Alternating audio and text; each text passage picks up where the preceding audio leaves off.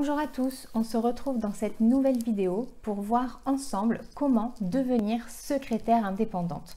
Donc dans cette vidéo, je vais vous montrer comment déterminer son champ d'action, c'est-à-dire ce qu'on veut exactement faire dans ce métier de secrétaire indépendante. On va voir également comment évaluer son investissement financier dans le matériel dont on va avoir besoin. Et on va également voir ensemble comment obtenir le statut de secrétaire indépendante. Donc, comment fait-on exactement pour devenir secrétaire indépendante? Par quoi on commence exactement?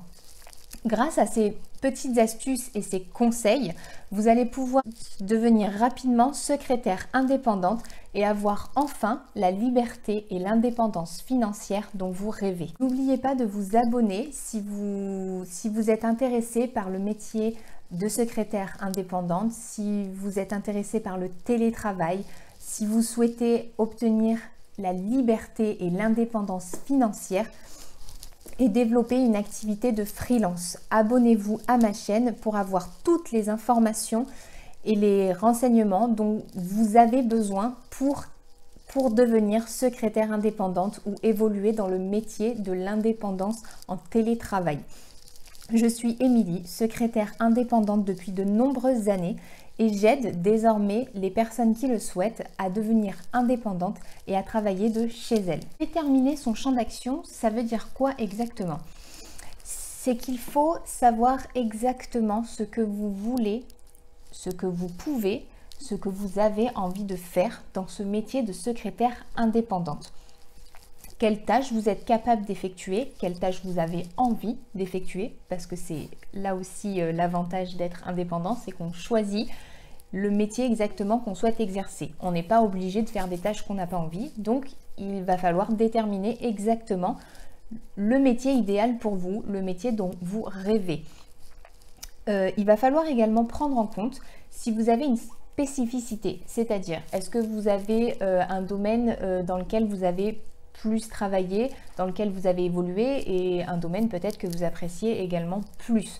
Donc quand je parle de domaine, ça va être le médical, le juridique, le BTP, donc voilà, il y a plusieurs choses à prendre en compte. Vous évaluez ce que vous voulez faire exactement et par affinité également. Et également prendre en compte la manière dont vous souhaitez travailler. On en a parlé dans la vidéo, je vous invite à retourner dessus si vous ne vous en souvenez plus ou si vous ne l'avez pas encore vue. Donc je la mets dans le descriptif.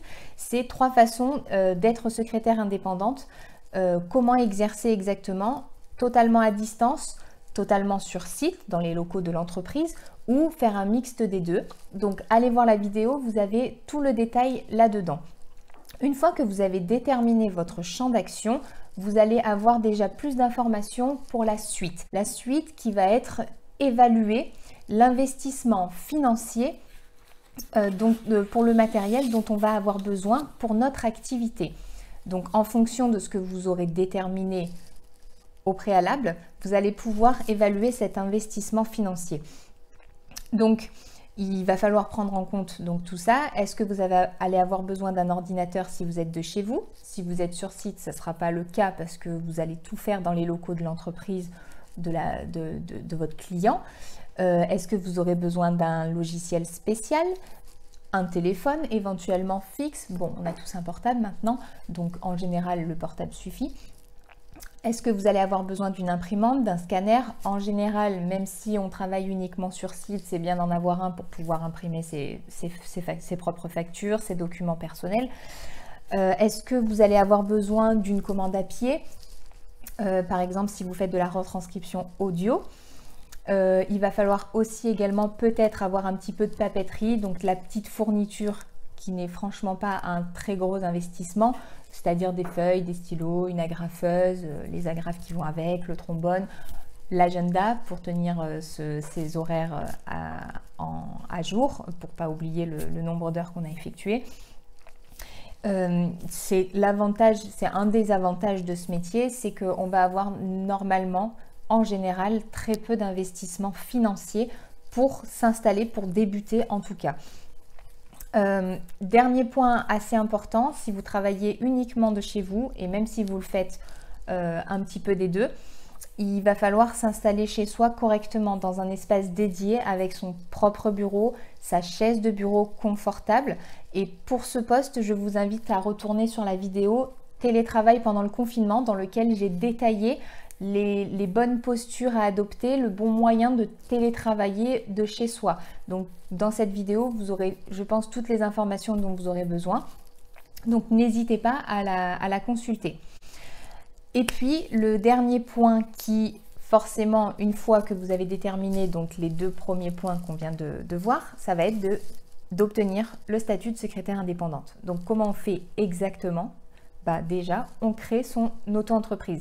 Je vous dis auto-entreprise parce qu'il va être beaucoup plus simple de commencer par ce statut-là, qui est fait pour ça d'ailleurs, pour quand on débute, ne pas avoir trop de choses compliquées à gérer et pouvoir se focaliser sur l'activité elle-même. Donc, commencer par le statut d'auto-entrepreneur permet d'évoluer sans stresser des charges qu'on va avoir à payer. Parce que déjà, on ne paye que lorsqu'on déclare quelque chose. Si vous n'avez rien encaissé, si vous n'avez pas encore eu de client, au moment des déclarations, si vous n'avez aucun encaissement, vous n'aurez aucune charge à payer. C'est le gros avantage. Il y a énormément aussi de paperasse réduite. Vous n'avez pas les mêmes obligations qu'en entreprise.